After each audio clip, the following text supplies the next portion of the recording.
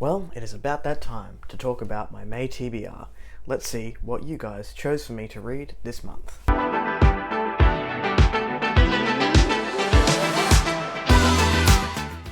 Hello everyone, welcome back to A Fictional Escapist. My name is Chris, and today's video is all about those May TBR, the books that you helped me pick to read in the month of May.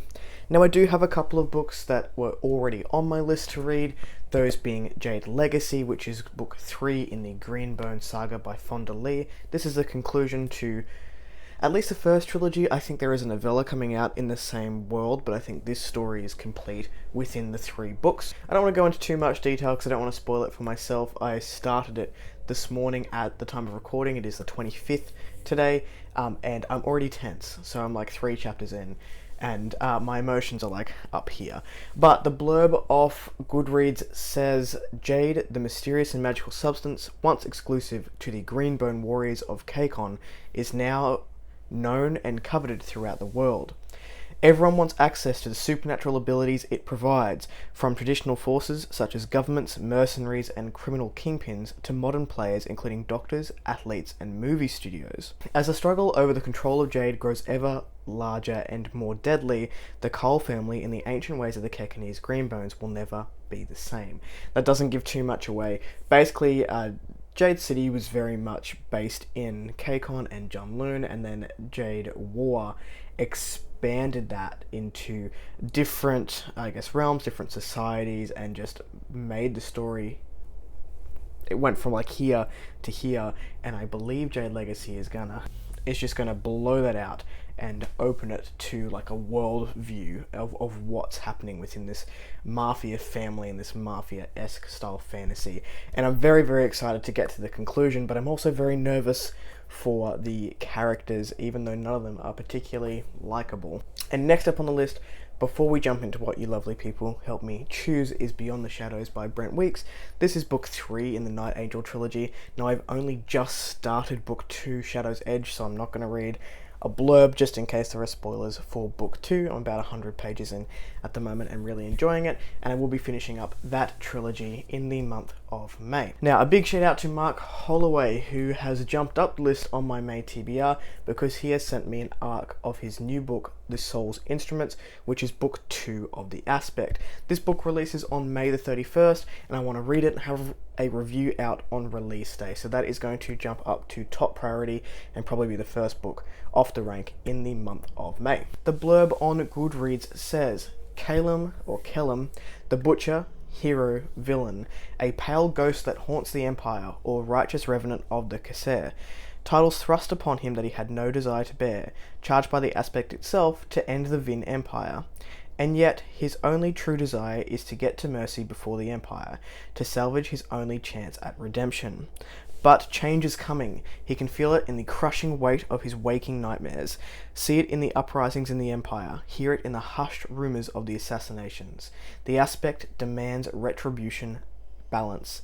Where there was order, now comes chaos. Long live chaos. I'm very excited to get to this book. It's a nice short read, just under 300 pages I believe, and it has jumped to the top of my list, so look forward to hearing about that one on release day. Now, I asked you lovely people to choose my May TBR. We had 4 categories. We had the new release, the indie self-pub pick, we had the backlist, and also the palette cleanser. I put these posts up on my Instagram and up here on the BookTube channel, and I got a really nice response from a lot of people. So thank you to everyone who did participate, whether you messaged me privately or left a public comment on either one of those platforms. It is very much appreciated. If you like this sort of thing, I plan on doing another one in September when my reading plans are a little bit more open, except for that new release Stephen King novel, which will be jumping to the top of the TBR then. I digress.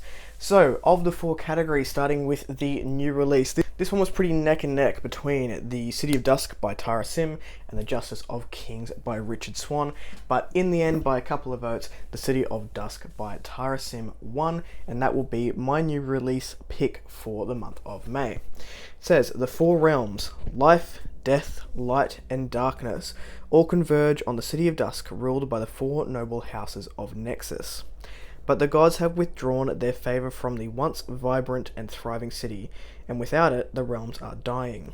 I'm willing to stand by and watch the destruction. The four heirs, Risha, a necromancer struggling to keep the peace, Angelica, an elementalist with her eyes set on the throne, Tessia, a shadow-wielding rogue with a rebellion in her heart, and Nick, a soldier who struggles to see the light, will sacrifice everything to save the city, but their defiance will cost them dearly. So this is Tara Sim's foray into adult fiction. I'm very excited to pick this one up. It is the largest of the books that you chose for me, so I'm thankful that there is only one chonker that you guys picked. Next up was the indie self-pub pick, which A Touch of Light by Tiago Abdallah won by a landslide. This is a debut fantasy novel. It is getting a lot of praise at the moment. I personally don't like to watch reviews. I'll read the Bookstagram reviews because they tend to be shorter, just with the character limitations, but I won't watch reviews for books that I'm interested in until I've read it and written my own review, just so I'm not influenced before going in. So this one says, how far would you go to resurrect someone you love? Would you change who you are to show you belong? The world of Averin is tearing itself apart. The domain worships life. Its leaders lead eternal lives, and death is a shame that must not be mourned. But for the clans to the south, death is all that keeps the earth alive. Adrian is a prince of one of the domain nations. Church teaching says his grief is forbidden, but he will stop at nothing to return his loved ones to worthiness, even if it means sacrificing his own. Lynn is a rogue elite warrior hiding from her past, but now an old enemy is rising, and running is no longer an option. Nasha is a gifted hunter hiding a terrible secret. A lifelong outcast, she desperately fights for belonging in the Rona, a proud southern clan. Yet a changing world threatens more than just her status in the community. But now a terrifying foe creeps nearer, and the people of Averin must fight to save it, before death comes for them all. It sounds great. This cover is great. Look at that big old red tree. I'm looking forward to this one, and I have jumped on the hype train, so I hope that I also love it. The next category we had was the palette cleanser. Now this needed a tiebreaker, and Kings of the Wyld only just won. I'll put a picture up of the Instagram poll that I put there. For a long time it was neck and neck, with Kings of the Wyld at 52% and The Black Coast by Mike Brooks at 48%, and it only jumped up in the last hour to be a clear winner. So Kings of the Wyld is the pick for the backlist. This, I believe, is... So this has a lot of rock references. It's a band of mercenaries doing one last job. It sounds like a lot of fun. It sounds like it doesn't take itself too seriously, and it will be a good and very fast-paced read.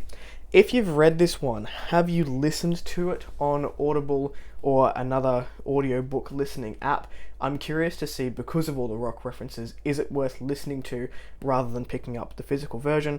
If you have an opinion, let me know in the comments down below. The last category was the palette cleanser, and this book won by a landslide. I think I had 2 votes for Bloodbound by Patricia Briggs, and I had 2 votes for Dampier by Barb and JC Hendy, and then I had about 4,000 votes for Exile by R.A. Salvatore. There is a lot of love out there for the Forgotten Realms series, or I don't know, I feel like it's a Forgotten Realms empire at this point. There's like 400 books in it.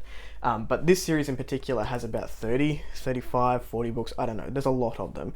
And the Legend of Drizzt is the suggested first trilogy to read, or at least the Dark Elf trilogy, which is the first 3. I think the Legend of Drizzt goes on forever. But yeah, so there's a lot of love for Exile, and that will be the palette cleanser of the month. Nice and short. I think it's about 300 pages long. Yeah, about 300 pages long. And yeah, we'll just fit that one in between some of the bigger reads. The wildcards that I have are just going to carry over. They'll basically just carry over until I read them. And they are Legends and Lattes by Travis Baldry and The Iron Crown by L.L. McCree. Both books I want to get to at some point this year.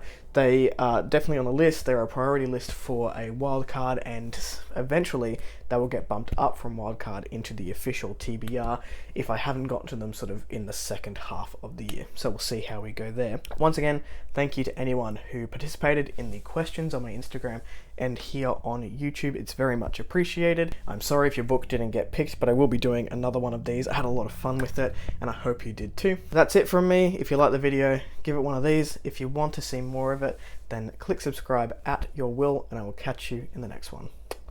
Ciao.